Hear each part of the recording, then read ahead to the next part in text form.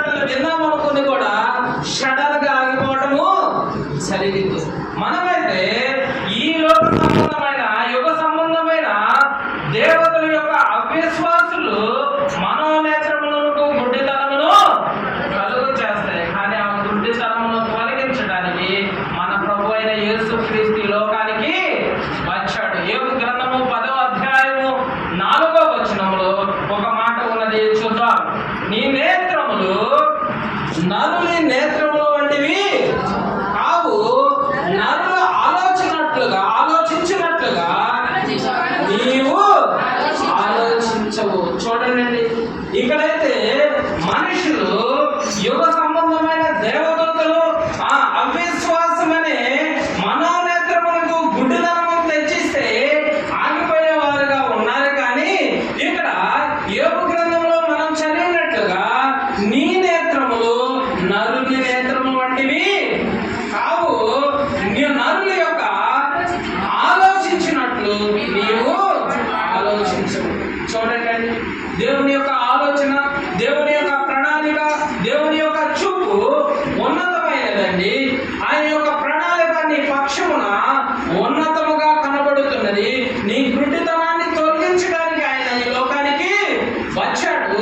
నీ ఈకలోక సంబంధమైన గుడ్డితనమును తొలగించి యుగ యుగాలు కలిగిన మేలుకరమైన పరలోక రాజ్యానికి తీసుకువెళ్ళడానికి ప్రభు అయిన యేసుక్రీస్తు ఈ లోకానికి వచ్చాడు. ప్రియ దేవుడు బిడ్డలారా, మన బాడీలో జాగ్రత్తగా గమనించండి, మీకు అర్థమయ్యే భాషలో చెప్పాలనుకుంటున్నాను. ఈ బాడీలో ఈ 80-70 కేజీల బరువున్న ఈ బాడీలో ఈ చెయ్య మీటర్ ఉండిద్ది, ఈ చెయ్య ఇంకో మీటర్ ఉండిద్ది, మన కాలు 1 మీటర్ ఉండిద్ది, మన తలకి ఒక 2-3 కేజీలు ఉండిద్ది. కానీ వాటిలో అతి చిన్న అవయవం ఏంటి? కన్ను.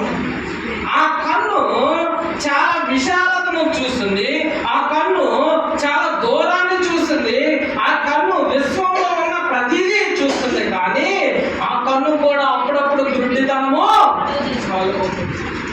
ప్రియమైన దేవుని బిడ్డలారా, ఈ చెవి అన్నిటికన్నా చిన్నది.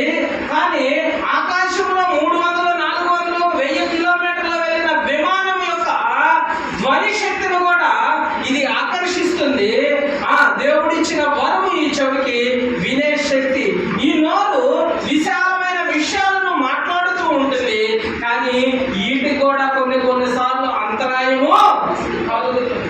ఇలాంటి అంతరాయములు మొత్తము ఎవరి వల్ల వస్తుందంటే అపవాది వల్ల వస్తుంది. ప్రియమైన దేవుని బిడ్డలారా, లోకా సువార్త, యోహాను సువార్త 9, 1, 2, 3, 4, 5, 6 వచనాల్లో అక్కడ ఒక గుడ్డివాడు కనబడెను.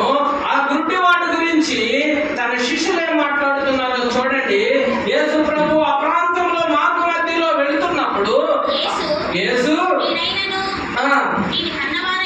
వీరి కన్నవారైనను పాపము చేయలేదు, కానీ దేవుని క్రియలు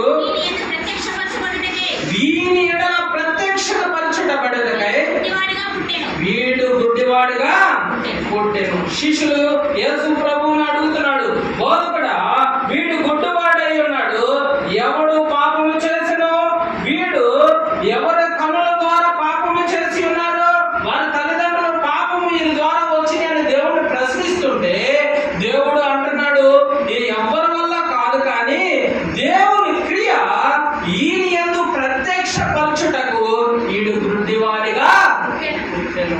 చూడండి,